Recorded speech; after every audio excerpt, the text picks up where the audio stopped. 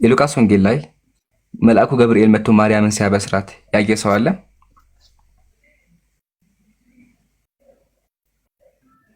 ያየ ሰው ሳይሆን እዛው ጸነሰቻት አለ። ስለዚህ የጸነሰ ሰይጣን ቢሆን ሰበብ እናውቃለን። ገብርኤል እንደሆነ ያየ ምስክር አለ? ለምን ሰይጣን ነው ብለህ ታምናለህ አንተ እንዴ? አይ ያለ ግን ማስረጃ ነገር ነው ያልኩህ። በምን ለውቅ? እሺ ለምን ሌላ ሰው እንዲያ ያላደረገ? ለምን ማርያም ብቻ? አንተ ይሄኛውን ከዚህ ጋር ለምን ታነጻጽረዋለህ?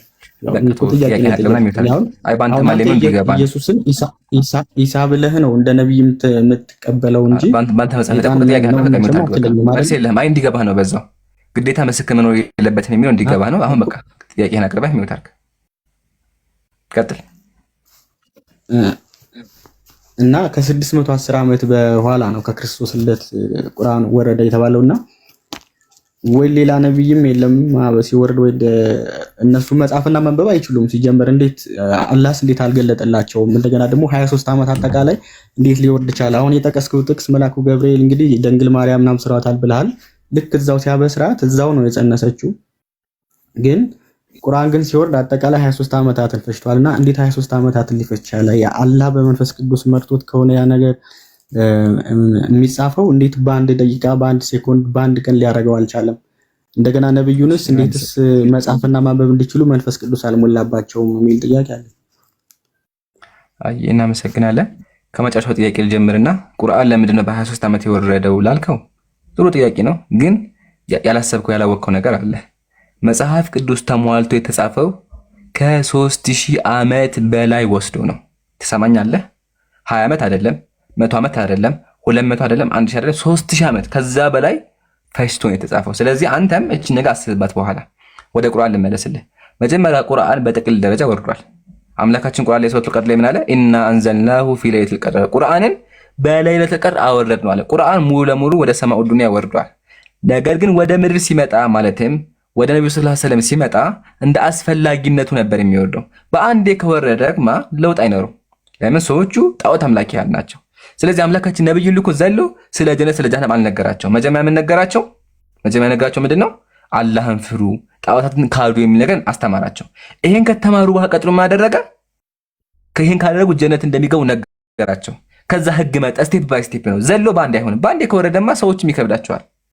ምንም የማያቀን ሰው መጣ ሙስሊም ሁን ከዛ ጀነት ትገባለህ፣ ገሃነም ብትለው አይገባም። ህግ ስገድ ብትለው አይገባም።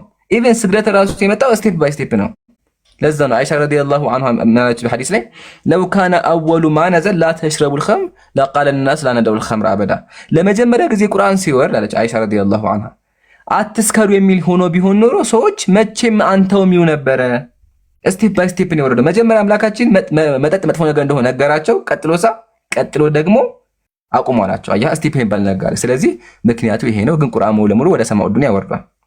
ሁለተኛ ምስክር አለ እንዴ ላልከው በጣም ብዙ ምስክሮች ሰሃቦች አይተዋል። ብዙ ምስክሮች አሉ።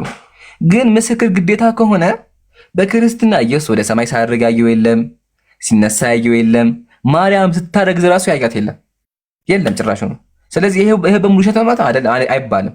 ዋናው ግን ጅብሪል አለይሂ ሰላም ራሱ ምን አለ? ያ ሙሐመድ አንተ ሙሐመድ ሆይ አለ አንተ ረሱሉላህ አንተ የአላህ መልእክተኛ ነህ። ወአና ጅብሪል እኔ ጅብሪል ነኝ አለ። ስለዚህ ጅብሪል አለይሂ ሰላም ራሱ መልአኩ ገብርኤል እኔ ጅብሪል ነኝ ብሎ ተናግሯል። አንደኛ። ሁለተኛ ሱሐቦችም አይተዋል። ሱሐቦች እንዳዩ ማስረጃ ካልከኝ አቀርብልሃለሁ። ምሳሌ ተመልከት። ሰሒሁ ሙስሊም ሐዲስ ቁጥር 8 ላይ ቃለ በይነና ነሕኑ ጁሉሲን እንደ ረሱሊላህ አሉ። ነብዩ ጋር ተቀምጠን ሳለ አሉ ሱሐቦች የሆነ ሰው ወደኛ መጣ። በጣም ያምራል፣ ልብሱ ነጭ ነው። ከዛ ወላ ዩራ አለይሂ አሰሩ ሰፈር የድካም መንገድ አይታይበትም። በቃ የሆነ ምንም አልደከመውም፣ መንገድ አልተጓዘም ማለት ነው። በጣም ያምራል፣ ነጭ ነው በቃ። ከዛ ቃለ ፈአስነደ ሩክበተሁ አላ ሩክበቲሂ መጥቶ ይሄ መቀመጫውን ወይም ደግሞ እግሩን በነብዩ በኩል አደረገና ምን አለ? ያ ሙሐመድ አንተ ሙሐመድ ሆይ እሺ ምን አለ? ማህየ አኽቢርኒ አን ልእስላም ስለ እስልምና ንገረኝ አላቸው፣ አስተማራቸው። ከዛ ነብዩ ሰለላሁ ዐለይሂ ወሰለም ምን አሉ? አላሁ ወረሱሉሁ አዕለም። ቀጥሎ ይሄን ከተናገሩ በኋላ ዑመር አሉት፣ ዑመር ማን እንደሆነ ታውቃለህ እንዴ አሁን የመጣው ብሎ ጠየቁ። ዑመር አላቅም ግራ ገብቶኛል አላቸው። ነብያችን ምን አሉ? ሃዛ ጅብሪል ይሄ እኮ ገብርኤል ነው። አታኩም ዩዓሊሙኩም ዲነኩም ዲናችሁን ሊያስተምራችሁ የመጣው መልአኩ ገብርኤል ነው አሉ። ስለዚህ መልአኩ ገብርኤል በሰው አምሳያ ተገልጦ ሰሃቦች አይተውታል፣ አስተምረውታል። ያ ሰሒሁ ሙስሊም ሐዲስ ቁጥር 8 ላይ አለልህ። ዋናው ግን ግዴታም አይደለም፣ ግን ሰሃቦችም አይተዋል። ለነበረን ቆይታ እናመሰግናለን። አሊፍ ያው እድል ስላለቀ ሌላ ጊዜ መተህ ደግሞ መጠየቅ ትችላለህ። እሺ አንድ የመጨረሻ አንድ ብቻ ልጠይቅህ። በቃ ለአንተ ልፍቀድልህ። ቀጥል። አንድ ጥያቄ ብቻ ነች። ቀጥሽ አጠረጋግረ ሱረቱል ጣሃ 20:12 ላይ እኔ ጌታህ ነኝ መጫሚያዎችህንም አውልቅ አንተ በተቀደሰው ሸለቆ በጧ ወይም በሲና ነህና የሚል አለ ቁርአን ላይና በተመሳሳይ መልኩ በእኛም ሙሴ ጫማህን አውልቅ የተቀደሰች ተራራ ወይ የቆምክባት መሬት የተቀደሰች መሬት ናትና የሚል ተመሳሳይ ቃላቶች ናቸውና እንትናቸው አንድ ነው። የሚሰጡት መልእክት ወደታች ወረድ ብሎ አምላክ እኔ ነኝ እዚህ ጋም ለእሱ አላህ እሱ ብቻ አምላክ እንደሆነ እንዲሰግድ ያዘዋል። እዚህም ጋር ተመሳሳይ ነውና ይሄ ነገር ተመሳሰለብኝና በጣም ግራ ተጋብቼ። እሺ ልመልስልህ። አንደኛ አይመሳሰልም። ለምን ቁርአን ላይ ምንድን ነው ያለው አምላካችን? ኢነኒ አነላህ እኔ አላህ ነኝ ያለው። ለሙሳ እኔ አላህ ነኝ ያለው። በእናንተ ሳ ምንድን ነው ያለው? ኢህ አሸር ነው ያለው። ኢህ አሸር እኔ ነኝ ያለው። አንደኛ አይገናኝም። ለዛ ነው እናንተ የአምላክን ስም አታውቁም የምንለው። እናንተ መጽሐፍ ላይ አምላክ ስም አይታወቅም። በእኛ ግን አላህ ምን አለ? ኢነኒ አነላህ እኔ አላህ ነኝ ያለ። አንደኛ ይሄን ካወቅን እንደሚላይ ከገባ። ሁለተኛ ለምን ግን ሙሳ ይባል ነገር አለ? ከቅድም ገልጬልሃለሁ። ይሄ መጽሐፍ ቅዱስ የሚባለው መጽሐፍ መሰረቱ ትክክል ነበረ። መሰረቱ የትክክለኛ መጽሐፍ ነበረ። ግን የትክክለኛ መጽሐፍ የተበረዘ ውጤት ነው ካልከኝ ምንድን ነው? መጀመሪያ አምላክ ትክክለኛ መጽሐፍ አውርዶ ነበረ። ያን መጽሐፍ ደግሞ አይሁዳውያን ቀየሩት፣ በረዙ። እንደዚህ ብጠስ ተጣቁት። እንደዚህ ተበላ፣ ምስጥ በላው። እንደዚህ በላው። እንደዚህ ከተበላው መጽሐፍ እናንተ አደረጋችሁ፣ ኮፒ አድርጋችሁ የቀረውን በራሳችሁ ሞልታችሁ ተከተላችሁ። አያ ለዛ አልፎ አልፎ የነቢያት ታሪክ አለ። ምሳሌ አብርሃም ልጅ እንዳለው አላህ እንደባረከው አላህ ሰዋ እንዳለው ቁርአን ላይ ማለት እናንተም ላይ አለ። ግን ደግሞ አልፎ አልፎ ውሸት አስከበቡታላችሁ። ብዙ ቦታ ውሸትም ገብቷል። ግን ቁርአን ከመጀመሪያው እስከ መጨረሻው አምላክ ቃል ነው፣ እስካሁን ጠብቆታል። እንደዋሸም ደግሞ መጽሐፍ ቅዱስ ላይ አለ። ምሳሌ ቁርአን ላይ እነኒ አላህ እኔ አላህ ነኝ አለ። በእናንተ ግን አምላክ ስም አይታወቅም፣ በክርስትና አልነገረውም። ስለዚህ በዚህ አንፃር ነው ግልጽ ይመስለኛል። ለነበረን ቆይታ እናመሰግናለን። መልካም ቀን ይሁንልህ። ያው እኔ ለጥያቄ ስለሆነ የገባሁት ለምትመልሳቸው መልስ ዲፌንድ አላረግም። ለምን ለጥያቄ ስለሆነ የገባሁት ለዛ ነው። አመሰግናለሁ። እስኪ አንዷ መልስልኝ ፕሊስ። እንደው በምታመልከው አምላክ አንዷ መልስልኝ። ከእስካሁኑ ጥያቄ ምሳሌ አምላክ ስም ማን ነው? አምላክ ለሙሴ እኔ ማን ነኝ ያለው? እሺ አንዴ ትንሽ ደቂቃ ስጠኝ። በቃ አሰብህበት እና ችግር የለውም። ይሄ ቻሌንጅ ነው አለሁ ችግር ኢላ አን የቁመ ሰዓ። አዳምጠኝ በደንብ ሚውታል ካንዲ አዳምጠኝ። እሺ ችግር የለም። አስበህ ነው ታወራለህ። የአምላካችሁ ስም ማን እንደሆነ ንገሩኝ። የአምላካችሁ ስም አምላካችሁ ለሙሴ እኔ ማን ነኝ ያለው ካወቃችሁት፣ አታውቁትም ግን የለም። አምላክ ስም ጠፍቷል። ለማንኛውም ሚውታል የውያ ሰላም ብያለሁ። ሰላም እንደምን አለ ኢምራን? ሰላሙን አላመን ተቢያለ ኢምራን አንድ ጥያቄ ብቻ አንድ መልስልኝ ብቻ አይደል ያልክኝ? አንዱ መልሽልህ በቃ ልውጣ። እሺ ይሄ መልስልኝ። ይሄ መመለሳችንም ችግር ዋና የፈለኩት ነበር፣ ግን ቀጥታ የፈለኩም ዮሐንስ 28 ላይ ምን ይላል መሰለህ? እሺ ዮሐንስ 28 ላይ ጌታ ከተሰቀለ በኋላ ተጠራጥረውት ነበረ። ሰማሃል ድምጼ? ከይቅርታ ጋር አንዴ ግን መጀመሪያ የእግዚአብሔር ስም አነግረኝ። የአምላክ ስም ማን ነው? መጀመሪያ እኮ ልነግርህ እኮ ነው፣ ወደዛ ልሄድልህ ነው። ከዛስ መጀመሪያ ሰው ጀመቀጥ ቶማስ ስላላመነ ነክቼ ማመን ፈልጋለሁ አለና ልክ ጎኑን ሲነካው ከተነሳ በኋላ የተወጋ ጎኑን ነካና ዳሶ ሲያይ ራሱ መሆኑን አወቀና ቶማስ ምን አለ? ጌታዬ አምላኬ አለ። ከዛ እግዚአብሔር ምን አለ? ጌታዬ አምላኬ አትበለኝ አላለው። ምንም አላለው፣ ዝም ነው ያለው። ጌታዬ አምላኬ ሲለው ከዛ በኋላ ምንም እግዚአብሔር ጌታዬ አምላኬ አትበል እኔ አምላክ አይደለሁም የሚል ቃል አልተጻፈም። ወደታች ማየት ትችላለህ። አሁን በዚህ ቃል ብቻ ማለት ነው እንዴት እንደሚያጨርበው ላሳይክ። መጽሐፍ ቅዱስ ትክክል ካልሆነ ለምሳሌ አሁን አንተ ነብዩ መሐመድ ወይም አላህ ብለህ አትቀበለውም አይደለ? እኔ አይደለሁም ትላለህ አይደለ? ስለዚህ አምላክ ስም ኢየሱስ ነው።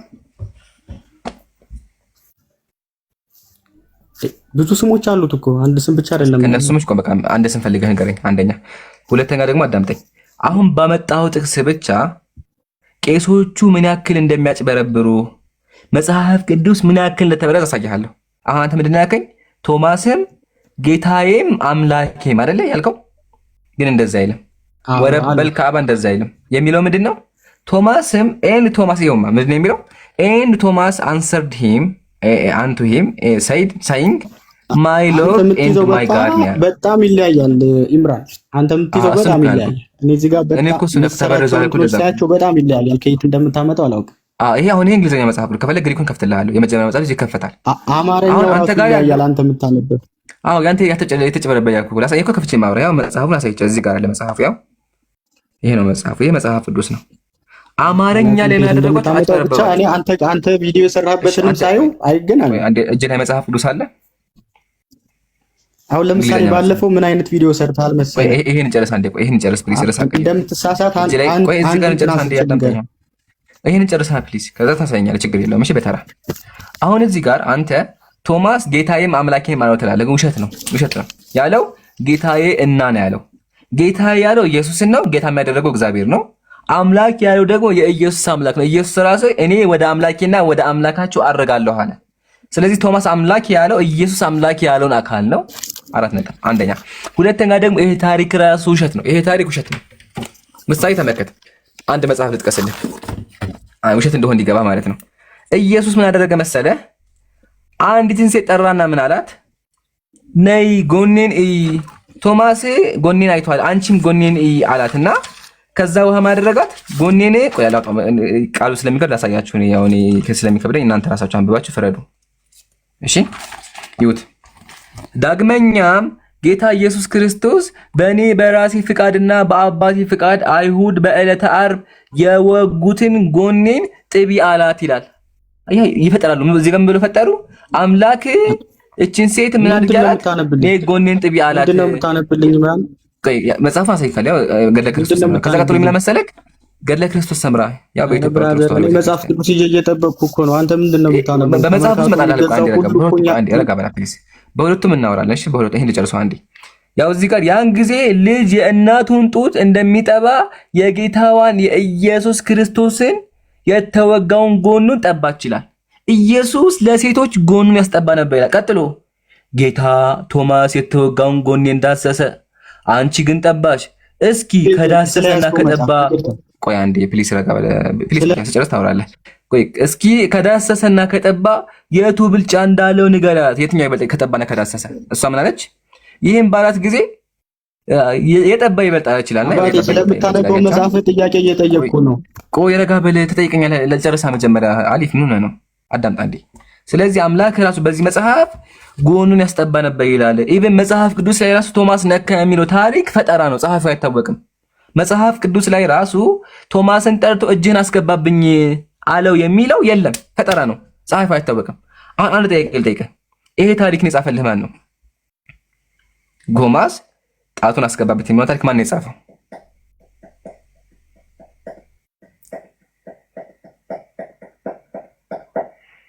አሉ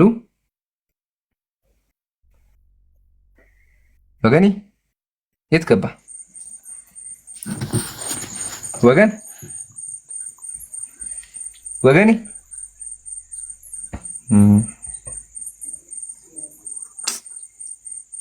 የለም። ይሄን ያልኳችሁ በቃ ይሄን ያልኳችሁ በቃ ከስሩን አዳምጥ እና ታሪኩ ፈጣን እንደሆነ አይታችኋል። እሺ ያ ሰላም ብያለሁ። ኢምራን እንዴት ነህ?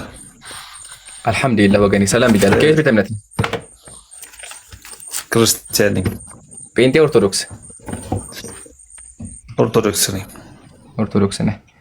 እሺ ልጠይቅህ ትጠይቃለህ? አይ ልጠይቅህ እና ዝም ብለህ አብራራልኝ። ኖርማሊ እንትን ሳይሆን ቀለል ያለ ጥያቄ ነው፣ ግን የሆነ ማብራሪያ ፈልጌ ነው። አይ ቀጥል፣ ይቻላል።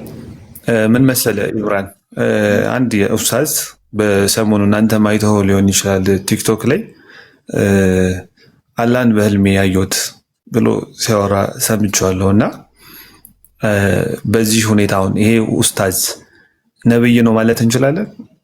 ኦር እሱ አባባሉ ደግሞ ልክ ካልሆነ ሌላ ኡስታዞች አይ አላህ በህልም አይታይም ብለው ለኡስታዙ መልስ አልሰጡትም እና ያ ማለት የኡስታዙን ንግግር ተቀብለውታል ማለት ነው። እና ለዚህ ኡስታዝ ደግሞ በህልም እውነት ከታያቸው ይሄ ኡስታዝ ነብይ ነው፣ የዚህ ዘመን ነብይ ነው ብለን መቀበል እንችላለን ወይ የሚለውን ነገር እንድትመልስልኝ ነበርና የመጀመሪያ ጥያቄ እሱን ማለት ማንም ማብራሪያ አልተሰጣቸውም። ልክ ናቸውም አይደሉም አልተባለም እና ከምን አንጻር ይሄ ይታያል? አላህ በህልም ይታያል ወይ? ምክንያቱም አናግሮኛልም ብለዋል እና ነብዩ መሐመድን እንኳን አላናገሩት። አላህ በጅብሪል በኩል ነበር ሲያናገራቸው የነበረውና ለዚህ ኡስታዝ በዚህ ልክ የታያቸው ከምን አንጻር ነው? የመጀመሪያ ጥያቄ ነው። ሁለተኛ ጥያቄ መጠየቅ ትችላለህ።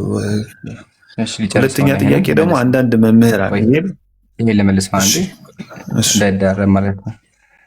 በመጀመሪያ ላረመህ ምንድን ነው ያልከው? አላህ ነብዩን አላናገራቸውም ብለሃል። ይሄ ፍጹም ስህተት ነው። ቁርአን ላይ ራሱ አምላካችን ምን አለ? እዛ ላይ ስህተት ሊሆን ይችላል። ችግር የለውም። እሺ ላረመህ አድሚት አድርገህ አዳምጠኛ ፕሊስ። እንዴት ነው እንጂ ሚውት አድርገህ። እሺ ምን ነካ? እሺ አላህ አናግሯቸዋል። ብዙ ማስረጃዎች አሉ። ይሄን ካየን ቀጥሎ አምላክ ይታያል ያልከው አምላክ አይታይም። ቁርአን ላይ አምላካችን ምን አለ? አይኖች አያገኙትም አያዩትም። ሱረቱል አንዓም ቁጥር 103 ላይ ላ ቱድሪኩሁል አብሳር፣ አይኖች አያገኙትም አያዩትም አላት። ስለዚህ አምላክም ማንም ላየው አይችልም። ቀጥሎ አይሻ ረዲየላሁ ዐንሃ ምን አለች? መን ሐደሰ ከአነ ሙሐመድ ቀድ ረአ ረበ ፈቀድ ከዘብ፣ ነብዩ መሐመድ እንኳን ቢሆኑ አላህን አይቷል የሚል ካለ ዋሽቷል አለች። ወህወ የቁል አምላክ ምን ይላል? ላ ቱድሪኩሁል አብሳር፣ አይኖች እኮ አያገኙትም። ስለዚህ አምላክም ማንም አያየውም። አንደኛ። ቀጥሎ ታዲያ ይህ ሰው ነብይ ነው እንዴ አላህን አየሁ አለ ላልከው፣ መጀመሪያ የነቢያት ራእይ ነው እንጂ የነቢያት ህልም ነው እንጂ ራእይ የሆነው የሰው ህልም ራእይ አይደለም። የሰው ህልም ራእይ አይደለም። የነቢያት ህልም ከሆነ ትክክል ነህ። አምላክ ነቢያትን በህልም በኩል ተአምር ያሳያቸዋል። ለዛ ሐዲስ ሰበት መከተ ነብዩ ሰለላሁ ዐለይሂ ወሰለም አሉ ወሩእየል አንቢያ ወህይ አሉ። የነቢያት ህልም ራእይ ነው አሉ። ሰው ግን ያየው ነገር በሙሉ ትክክለኛ ነው የሚል ነገር የለም። አንደኛ። ሁለተኛ ነብይ በእኛ በኩል አልቋል። ቁርአን አምላካችን ምን አለ? ሙሐመድ ስለ ነብዩ ካወራ በኋላ ወኻተመ ነብይን፣ ነብዩ ሙሐመድ የነቢያት መጨረሻ ናቸው አለ። ስለዚህ ከነብዩ በኋላ የሚነሳ ነብይ የለም። 4 ነጥብ ተመልሶልሃል? እሺ ተመልሶልኛል። ሌላው ደግሞ ምን መሰለህ፣ አንዳንድ በእስልምና ውስጥ አንዳንድ ኡስታዞች ትምህርት ሲያስተምሩ ስለ መንግስተ ሰማያት ማለት ነውና ምን ይላሉ? ከእናንተ በእርግጥ አልሰማሁም፣ ከአንዳንድ መምህራን የሰማሁትና መንግስተ ሰማያት ሲጋራ ማጨስ ትችላላችሁ፣ የፈለጋችሁትን መኪና መንዳት ትችላላችሁ ምናምን ይላሉና የሆነ ዓለማዊ ነገር የፈለጋችሁትን ነገር ማድረግ ይቻላል የሚል አስተምሮት አለና ያ የሚደረገው ሰውን ትኩረት ሰዎችን ወደ ራስ ለመሳብ ነው ወይስ የእስልምና አስተምሮ ነው? አጠር አድርገህ ንገረኝ። ምንም እንትን ስላልሆነ አይ ይህን ጥያቄ በክርስትና እናየዋለን። ከክርስትና በፊት እስልምና ላይ ያለው ልመልስልህ።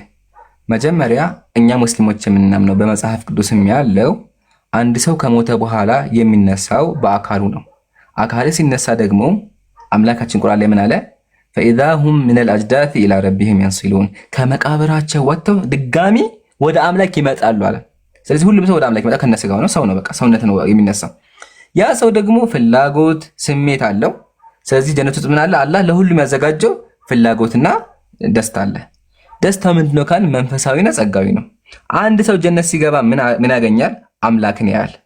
የጀነት ትልቁ ጸጋ ምንድነው? ትልቁ ጸጋ አላህን ማየት ነው። አላህ ከነሱ ያድርገን። አንደኛ። ሁለተኛ ደግሞ ዩሰቢሑን አላህን ያመሰግናሉ። ነብዩ ሐዲስ ላይ ምን አሉ? ዩሰቢሑን አላህን ያመሰግናሉ። ስለዚህ አምላካችን እያመሰገንን በደስታ እንዋለን። ይሄ አንደኛ። ሁለተኛ ደግሞ ስጋዊ ጸጋ ነው። ስጋዊ ጸጋ ምንድነው? መብላት መጠጣት የሚባል ነገር አለ ማለት ነው። ይሄን ከተስማማን ቀጥሎ ምን ይነሳል? ሲጋራ ማጨስ አለ እንዴ? መኪና መንዳት አለ እንዴ ላልከው፣ በጥቅል ደረጃ የተቀመጠው ምንድነው? በጀነት ውስጥ ነፍስ የምትፈልገው አለን የተባለው። ጀነት ላይ ምን አለ? አንድ ሰው የሚፈልገው በሙሉ ነገር አለ። ግን በሙሉ ነገር ሲባል መጥፎ ነገር የለም።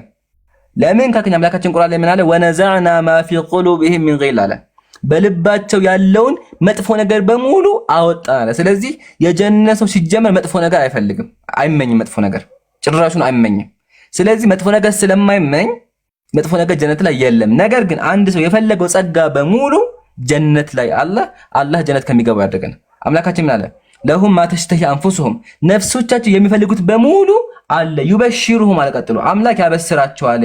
ቢረህመት ሚንሁ፣ ከእርሱ በሆነ እዝነት አምላካቸው ያዝንልናል። ውዳሴ እንወደሳለን፣ መላእክቶች ያመሰግናል። በገነቶች ለነሱ በውስጧ የማያቋርጥ መጠቀሚያ ያለባት ስትሆን ያበስራችኋል፣ በውስጧም ለዘላለም ዘውታሪዎች ሆናቸው ይላል። ስለዚህ ጀነት ላይ ሁሉም ጸጋ አለ፣ መጥፎ ነገር ግን የለም።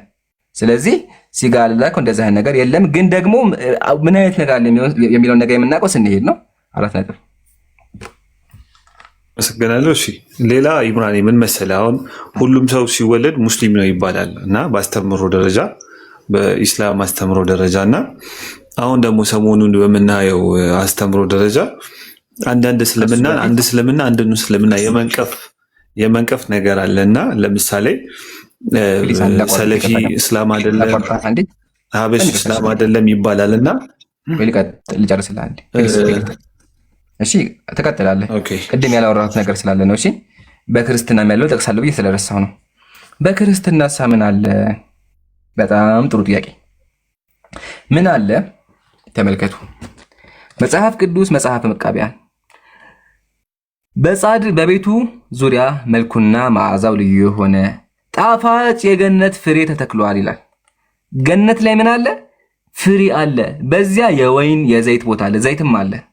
ዘይት ነጋዴዎች ስሙ፣ ፈጽሞም ያማረ ነው፣ የፍሬው መዓዛ የጣፈጠ ነው ይላል። ስለዚህ በገነት ምን አለ? የሚጣፍጡ ፍራፍሬዎች አሉ። ምን እነዚህ በሙሉ አሉ። ተምር ምናምን ቴምር ራሱ አለ። አሳያችሁ። የገነት ፍሬ ከማር ወለላ የበለጠ ጣዕም አለው። ይህንን ማግኘት የሚችሉት የቅድስት ቤተክርስቲያን ስርዓት የጠበቁ ናቸው። ስለዚህ በገነት ላይ ምን አለ? መዓዛ የተሸለመ ትርንጎም አለ፣ አበባ አለ። ከዛ አሁን ደግሞ ልቀጥላችሁ።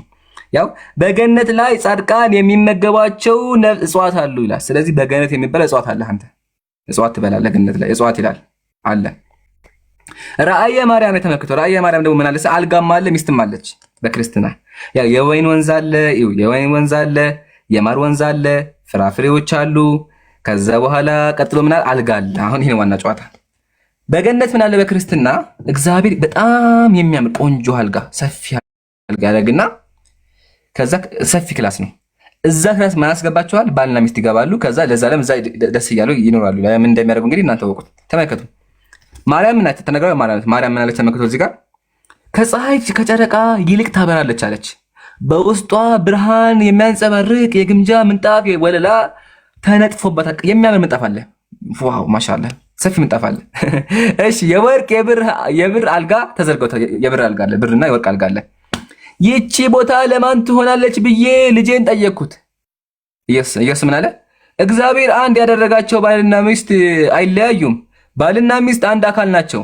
ወንድ በአንድ ሴት፣ ሴት በአንድ ወንድ ከተጠብቀው ሲኖሩ በሞቱ ጊዜ ከዚያ ቦታ ያስገቧቸዋል ይላል። ስለዚህ ባልና ሚስት አንድ ላይ ሆነው አልጋ ላይ ፏ ብለው ይኖራሉ። የሚያደርጉት እናንተ ወቁት። ለዘላለምም ደስ ይላቸዋል። ለዘላለም በሙሉ አልጋው ተኝተው የፈለጉት እያደረጉ ይኖራሉ። ይሄ በክርስትና ያለ ነው። ክርስቲያኖች ይክዱታል። እሺ ልጅ ወርዷል። ከባድ ነው። ሰላም ብያለሁ።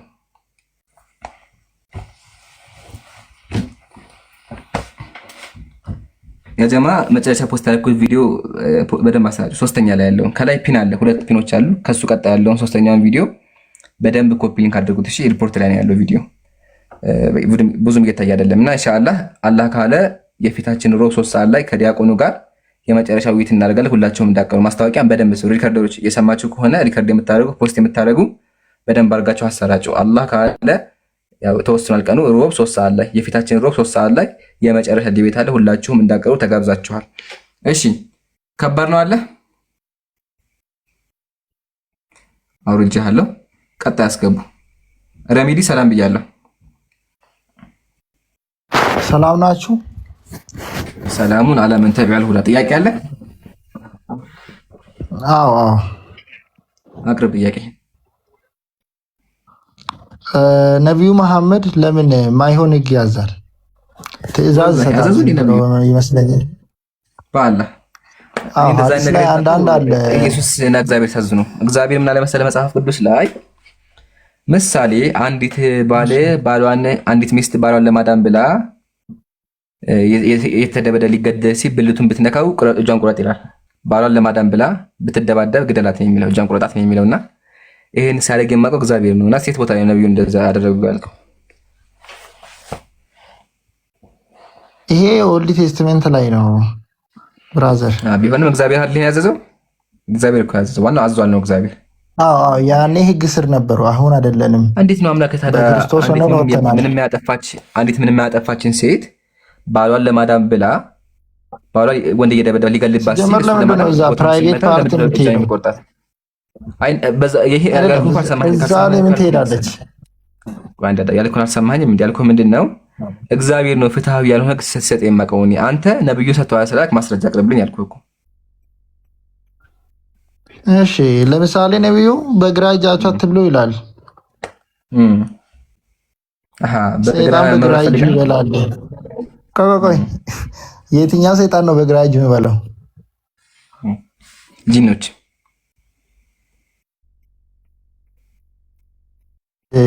ይመገባሉ። እንዴት አለ? ሰይጣን አይደሉ? ሰይጣን እንዴት ይመገባል? ስፒሪት አይደል እንዴ? ሰይጣን ማለት ሜታ ግላሰዳ እኔ እኮ እንደ የተሻለ ጋር መጣ ብዬ እኮ ነው አሁን። ስለዚህ ቆይ በግራ እጃችሁ ብሎ ነው ያልገባኝ ነገር። በግራ እጄ ልብላ ከሆነ በግራ እጅህ ብላ በለኝ። ግን በክርስትና ማስተምሮ በግራ እጅ አይበላም። ይሄን አታውቅም አንተ።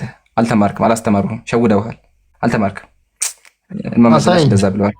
እሺ አውጣልህ ካው ችግር በቀኝ እጅ እንደማይበላ ሳይካለሁ በግራ እጅ በግራ እጅ እንደማይበላ። ዋናው እኛ ሙስሊሞች አደብ አለን። እሺ አደብና ስርዓት አለን። እስልምናችን ሙሉ መመሪያ ነው፣ ሙሉ ህጎች አሉ። ስለዚህ አንድ ሰው ሲበላ መብላት ያለበት በቀኝ እጁ ነው። በግራ እጁ ደግሞ ሌሎች ነገሮች ሲሰራ በግራ እጁ ነው የሚያደርገው። ሁሉም ነገር መመሪያ አደብ አለ በእስልምናችን። ይህን ካስክልኝ ግን በቀኝም በላው በግራም በላው ክርስትና ትክክል ነው ማለት ነው? እስልምና በግራ እጃችሁ እንዳበሉ ስላለ በተዘዋዋሪ ክርስትና ትክክል ነው ማለት ነው? ምን ያገናኘዋል? እኔ እዚህ ጋር እያወራሁ ያለሁት አምላክህ ሶስት አምላክ ነው፣ አምላክህ ፍጡር ነው፣ አምላክህ የማይሆን ህግ ያዛል እያልኩ አንተ በምን አምሮ ነው በቀኝ እጅ ብሎ አለ የምትለው? አንደኛ። ሁለተኛ ደግሞ ሰይጣን ልጨርሳ አታቆርጠኝ፣ ልጨርስልህ። ሰይጣን ባህሪ ነው። እሺ ሸይጣን የሚባል ፍጥረት የለም። ሸይጣን የሰው ባህሪ ነው ወይም ደግሞ ተግባር ነው። አንድ ሰው ሲገድል ገዳይ ይባላል። ገዳይ ሆኖ አይፈጠርም። እንዲሁም አንድ ጂን መጥፎ ነገር ሲሰራ ሸይጣን ይባላል። ምሳሌ የሰው ሸይጣን አለ። አምላካችን ቁርአን ላይ ምን አለ? ሸያጢነል ጂኒ ወል ኢንስ፣ የሰው ሸይጣን አለ። ሸይጣን የሚለው የባህሪ መገለጫ ነው እንጂ የሆነ ፍጡር አይደለም። ለማንኛውም ጥያቄን አቅርብ፣ ቀጥል። እሺ ለምሳሌ ጫማ ስታደርጉ በቀኝ አድርጉ፣ ከዛ ስታወጡ በግራ አውጡ ይላል። ብዙ አለ ባይዘ። ስለዚህ ምን ይሁን አይደለም። ይሄ ለምንድን ነው? ይሄ ግዴታ ነው አሁን እንዲመረግ? ይሄ ሱና ነው፣ ሱና ነው። አንደኛ ማለት አንድ ሰው ካላረገስ? አንድ ልመልስልህ። እሱን ነብዩ አዘው በትእዛዝ ደረጃ ከመጣ ይሄ ዋጅብ ነው አንድ ሙስሊም ላይ ለማድረግ። በጀስት በአስተምህሮ ደረጃ ከሆነ ግን ተገብረዋለህ። አሁንም ግን ያልገባኝ ነገር በግራ እጃችን ጫማችንን ለበስን፣ በቀኝ የለበስን ፖይንቱ ምንድን ነው? አሁን ድህነት ይሆነኛል? ይሄ ግዴታ ነው? ይሄ ምን ማድረግ? አንድ ሰው ካላደረገስ? ይሄን ትእዛዝ ካልፈጸመስ? ማሻአላህ እሱን እኮ ብያለሁ። ነብዩ ሰለላሁ ዐለይሂ ወሰለም ሐዲስ ላይ ቃል በቃል አድርጉ ካሉ እናደርገዋለን። ግን በአስተምህሮ ደረጃ ደግሞ ከሆነ መተግበሩ ግዴታ አያስጠይቅም። አደረክም ተብለህ ገሃነም አትገባም።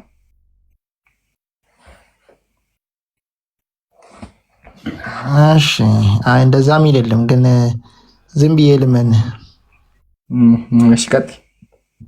ያው አንተ ነው የለም ያልከው። እሺ ለምንድን ነው በእስልምና ለምንድን ነው ውሻ የምጣለው? እሺ አሁን ውሻ ተጠላ ምን ይሁን? አይደለም ውሻ ለምንድን ነው የሚገደለው? ይገደላል? አዎ ብዙ ቦታ አዟል። ወላሂ እስኪ አንድ ቦታ። እሺ ላምጣልህ። ይገርማል። እናንተ ውሻ ይገደላል? እሺ እስቲ የውሻ ጠበቃ ብያለሁ። ቀጥል፣ ችግር የለውም። ማስረጃ አቅርብልኝና ከዛ ጠበቃ ሆነን እንከራከራለን። ሰምታችኋል? ውሻዎችን ግደሉ ነው ያሉት። እስቲ ይምጣ። አቤት። ሳሂህ ሙስሊም 1572። እሺ ቆይ አንዴ ሳራ ድረስ ቀጥል። በቃ የለችም። አይ እሺ ሐዲሱን አንብበው። ሳሂህ ሙስሊም 1572 ላይ አላህስ ሜሴንጀር ኦርደርድ አስ ቱ ኪል ዶግስ ይላል። ውሻ እንድንገድል አዞናል። ሌላም አለ። እንደዛ ብሎ አይቆምም። እሺ ሳሂህ ሙስሊም 15:7 ላይ ከፍቼዋለሁ። እንደዛ ብሎ ቀጥ ጨርሰህ አንብበው። የቅድሙን አሁን ያነበብኩ ማለት ጨርሰው። እሺ ordered us to kill dogs and we carried out this order so much so that we also killed the dog coming with a human from desert. Then Allah's apostle forbade their killing. He, the prophet, further said, it is for your duty, the jet black dog having two spots on the eyes, for it is a devil. አሁን እዚህ ጋር ምን ታያዳ? እቺን ቃል እስቲ አንባ ትርጓሜ እቺ ቃል ትርጓሜ ምንድን ነው? then the Allah apostle forbade their killing ይላል። ምን ማለት ነው? ከለከለ ምን ከለከሉ? ምን አይነት እንደከለከለ ይሄው ከታች ይናገራል እኮ። ምን ከለከሉ? እንደዛ አይነት ይሄን አይነት ከለር ያለው ውሻ መግደሉን ከለከለ አይደለ? እስቲ በትክክል እንግሊዝኛ በቃል አልተማርክም ማለት ነው። አልተማርክም ወላሂ። ይሄው ከታች አንብበው እስኪ። አንብበው ደግማ ግራ አታርጎ ብራዘር። ወላሂ አልተማርክም ሀቢቢ አልተማርክም። ለምን ገለበጥከው ይሄ የሚያሳየው እንዳልተማርክ። ችግር የለም አንብበው በቃ አንብበው ነው አይደለም። እሺ ልተርጉምልህ በቃ ያዳምጠኝ። Allah's messenger sallallahu alaihi wasallam ordered us to kill dogs ይላል። ትርጉሙ ምንድነው?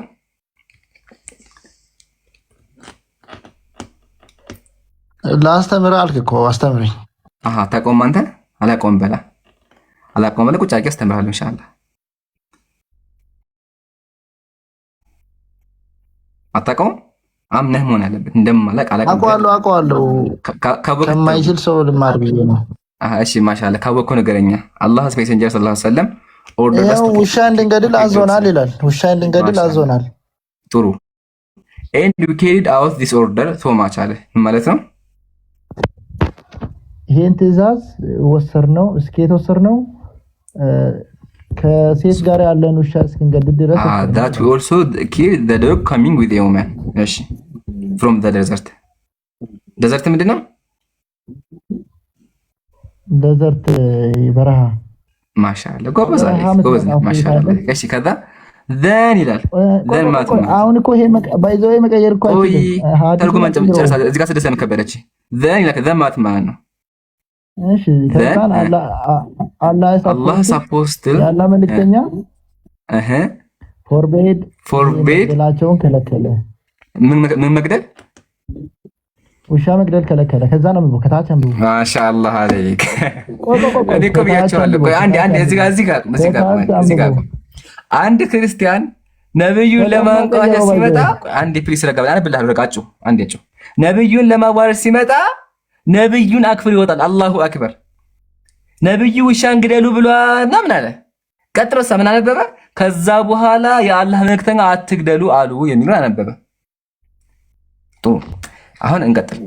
ከዛ ዘን ያቆይ አንድ ልጨርሰው አለቀም እኮ አሁን he the prophet further said አለ ማለት ነው።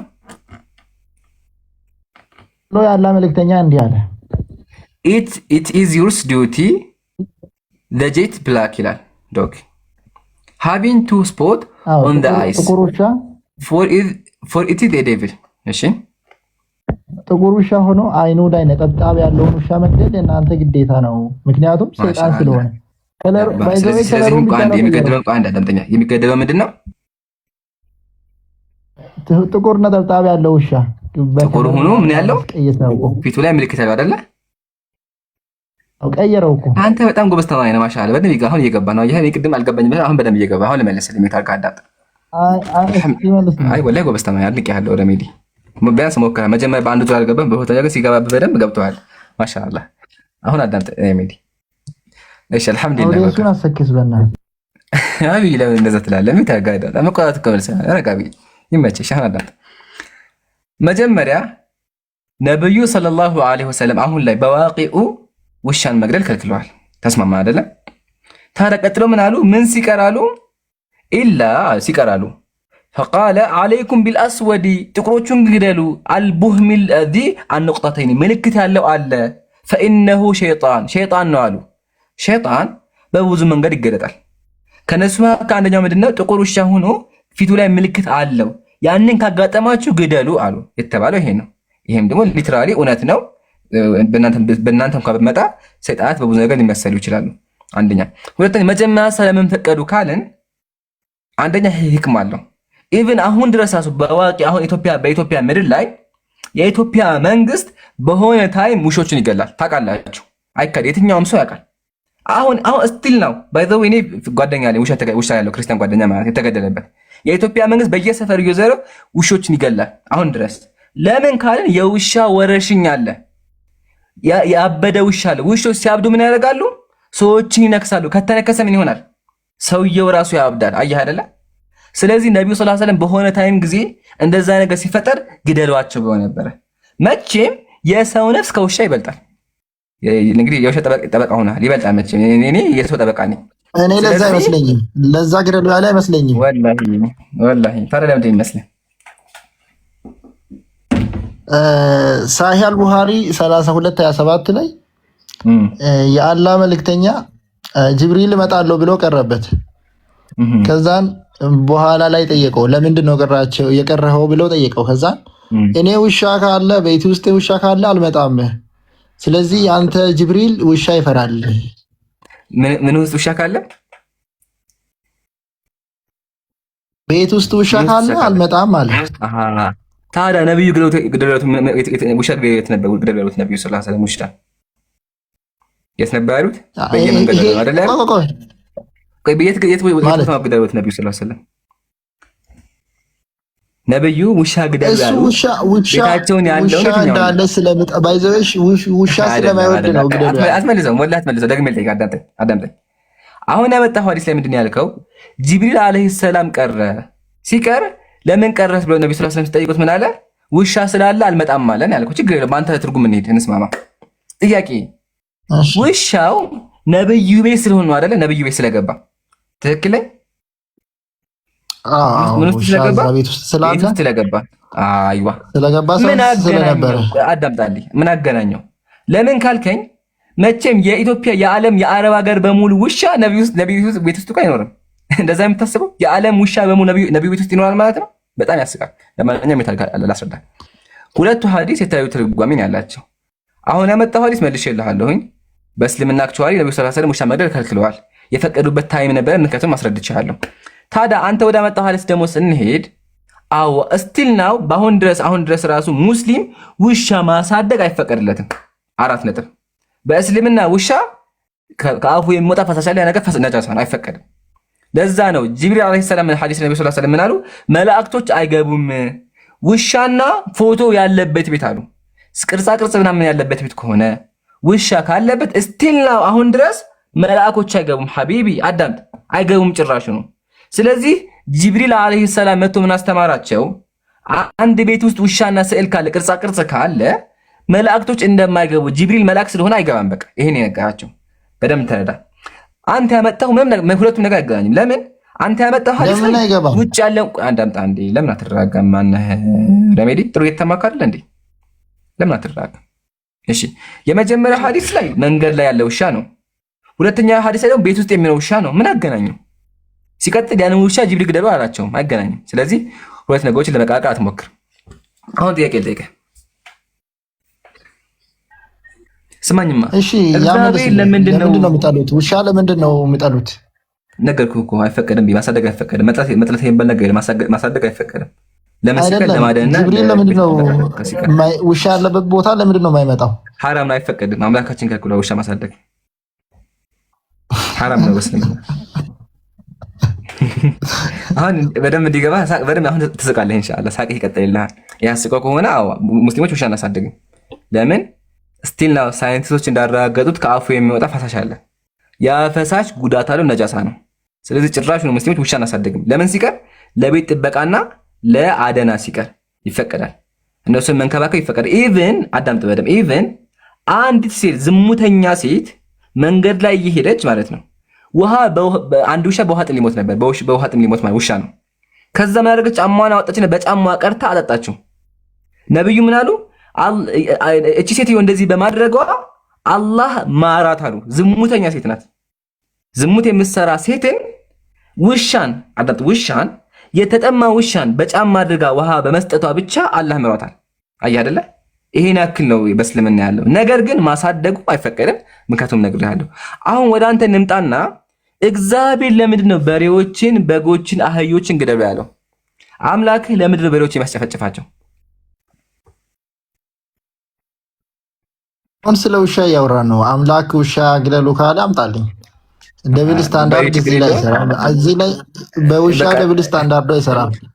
ቆይ ይሰራል። በሬን ሳደለ ቆይ እሺ ልተው። እሺ ውሻ ይቅርና እሺ በሬ ለምንድን ነው የሚገደለው? በሬ ጥፋቱ ምንድን ነው? እግዚአብሔር በሬ ሌላ ጥያቄ ጠይቀኝ እኮ ነው። ስለ ውሻ አውራ። ስለዚህ ግዴታ ውሻ መሆን አለበት? ምንም የለ። ቆይ አይደለም እኔ ከውሻ እኮ ይበልጥ አመጣሁልህ።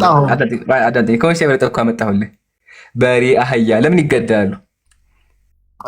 መጀመሪያ መልስልኝ። ለምንድን ነው ጅብሪል ውሻ የሚጠላው? ነገርኩህ እኮ ጠላ የሚባል ነገር የለም። ከየት ነው ያመጣኸው አልኩህ። እሱም ወደ ኋላ አትመለስ። አይወድም። አንተ ያልከው ችግር የለውም። ሙስሊሞች ያለን ነግሬሃል። ከፈለክ ተቀበል፣ ከፈለክ አትቀበለው። አሁን ይሄን መልስ። እግዚአብሔርህ አምላክህ ለምንድን ነው አህያን ትታረድ ያለው? አህያዎችን በሙሉ ግደሏቸዋል እግዚአብሔር። አህያ ጋር ችግሩ ምንድን ነው? እሺ እሱንም ልመልስልህ እስኪ ማስረጃ። አይዋ ማሻአላህ አለይክ ማስረጃ። ደስ የሚወደው ሙስሊም በማስረጃ ተማም ከፈት አድርጎ ያሳያል ማስረጃውን። መጽሐፈ ሳሙኤል ክፈት ሁላችሁም። መጽሐፈ ሳሙኤል ምዕራፍ 15 ንክፈት። ምዕራፍ 15 ከፍተን እስኪ እናንብበው። ያው መጽሐፍ ቅዱስ ተመልከተው በደንብ አድርገህ መጽሐፍ ቅዱስ ነው። እስኪ አንብበው ምንድን ነው የሚለው? እሺ ከዚህ ጀምር፣ በደንብ እንዲገባ ከዚህ ጀምር። በደንብ አንብበው ከዚህ ጀምር። የሰራዊት ጌታ ከሚለው የሰራዊት ጌታ እግዚአብሔር እንዲህ ይላል፣ እስራኤል ከግብፅ በወጡ ጊዜ በመንገድ እንደተዋጉ በእስራኤል ላይ ክፉ ያደረጉትን አማሌቃውያን ዛሬ እበቀላለሁ። አሁንም ሄደ አማሌቃውያንን ኢያሬምን ምታ፣ ያላቸውንም ሁሉ ፈጽመህ አጥፋ፣ ከእነርሱም የምታድነው የለም። አጥፋቸው፣ መከራም አጽናባቸው። እነርሱም የሆነውን ሁሉ አጥፋ፣ ለያቸውም፣ አትማራቸውም። ወንድንና ሴቱን፣ ብላቴናውንና ሕፃኑን፣ በሬውንና በጉን፣ ግመሉንና አህያውን ግደል። እንዲህ ምን አድርጋቸው? ሳማቸው፣ ግደላቸው። ምን አድርጋቸው? ግደል አለ። ምን ግደል? አነበብን እኮ። አይ ገርሞኝ እኮ ነው። በሬ ቆይ ሰውየው ይታረቅ። ሰው ይታረቅ። አምላክ ቁርአን ምዕራፍ 9 ሁሉ ቁርአን ምዕራፍ 9 መጀመሪያ ቆይ አንዴ መጀመሪያ መልሳ በቁርአን አትደበቅ። እዚህ ጋር አምላክህ ሰዎችን ህፃናትን እረዱ፣ ከህፃናት ደግሞ ስጨርሱ ደግሞ በሬዎችን አስተኝታችሁ እረዷቸው፣ አሰቃይታችሁ እያለ ነው ያለው። አምላክህ በሬ ምን አድርጎት ነው ረዱት ያለው? አህያ ምን አጠፋች? ምስኪናው አህያ እኮ ምስኪናት። መጥፋቷ ምንድን ነው ንገረኝ እስኪ። በኋላ እኮ ደግሞ የሚያስቀው ነገር በኋላ ደግሞ ምድር ላይ መጥቶ ተቀመጠባት እኮ አምላክህ። ልንገርህ ሬሜዲ፣ ያስገደላትን አህያዎችን በሙሉ ግደሉ ያለው አምላክህ አዲስ ኪዳን ላይ መጥቶ ሁለት ትንሽ አህያ ተቀመጠባት እግዚአብሔር ኢየሱስ በአንተ አስተምሮ ማድረግ። ትንሽ አህያ ወጣባት፣ ጭኖባት፣ ጋለባት አምላክ ማለት ነው። አሁን ጥያቄያችን በአዲስ ኪዳን የጋለባት አምላክ በብሉይ ኪዳን ምን አጥፍታ ነው እግዚአብሔር ያሳረዳት? ንገረኝ። ስትፈታ ለምን ታረደች አህያይቱ? አይ ከነሱ እንትን ተመድባ ነው ባይዘው። ያው ይሄ ጃጅመንት ነው። ይሄ ጃጅመንት ነው። ባይዘው ቁርአን ምንድን ነው? አንዴ ቆይ ታርገኛ አይ እንዲገባኝ ነው። ሬሜዲ ጥፋቷ ምንድን ነው? እሺ ምን ታርጋ አረጋለሁ እኔ። እሺ ጥፋቷ ምንድን ነው? ያው የጋድ ጃጅመንት ነው አልኩ እኮ። የጋድ ጃጅመንት እናመሰግናለን። ለማንኛውም አያችሁ ምን አለ? ከሰው ተመድባ ነው አለ። አጂብ ነው። አህያ ምንም የማታውቀው አህያ አርፋ ሳሯን እየገጠች እያለ እግዚአብሔር አሳረዳት። ወላሂ ያው የምታድነው የለም። በሬ አህያ ወንዱን እስክሪንሾት አድርጉትላችሁ፣ ያዙት፣ ይጠቅማችኋል። ያው መጽሐፍ ቅዱስ ነው። እስክሪንሾት አድርጉት። መጽሐፍ ቅዱስ ያው ይዛችኋል። መጽሐፍ አስገቡት። ከዛው ክርስቲያን ያው መጽሐፍ ቅዱስ መጽሐፈ ሳሙኤል ምዕራፍ 15 የምታድነው የለም ወንዱን ሴቱን፣ ብላቴናውን ሕፃኑን፣ በሬውን፣ በጉን፣ ግመሉን፣ አህያውን ግደል ነው ያለው። ስለዚህ ይሄን መጽሐፍ ተሸክመ በምን አፍህ እስልምና ላይ መጥተህ ጥያቄ የምትጠይቀው ተምርሃል ማለት ነው። ይበቃሃል። እስኪ ሶስተኛ አስገቡ ክርስቲያን እና ያ ጀማዓ ተባድጉ። ሳራ ቀጥል።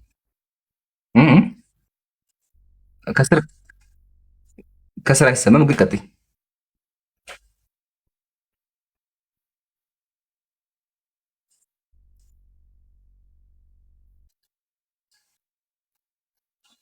አየ አክቹዋሊ ብዙ ጥቅሶች ማንሳት እንችላለን። ኢቭን ውሻ በክርስትና ምን ደረሰበት የሚለውን ኢንሻአላህ እናወራበታለን። ግን አሁን ዘዳግም ስትናያችሁ ዘዳግም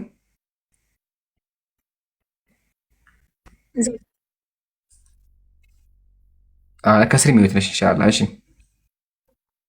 አይዋ እናውጣውና እንየው ህዝቦችን በዛው እንዲያው ጀዛኪላህ። እሺ ያው ስለተሳልከው ስዕለት ሁሉ የገለሞታይቱን ዋጋና የውሻውን ዋጋ ወደ አምላክህ እግዚአብሔር ቤት ታቀርብ ዘንድ ሁለቱም በአምላክህ በእግዚአብሔር ዘንድ የሚያጸይፉ ናቸው አለ። ሰምታችኋል? ዝሙተኛ ሴትና ውሻ የሚያጸይፉ ናቸው ይላል። ስለዚህ ደብል ስታንዳርድ ውሻ ጥፋቱ ምንድነው ብዬ እጠይቅሃለሁ። ለማንኛውም ተጽታችሁን ተማር። ገዝታ ያትኪ በጣም ብዙ ክርስቲያኖች አሉ፣ ለማስገባት ከባድ ነው። ሙስሊሞች ገዝታ ስለኩሽ ባረከላሁ ፊኩም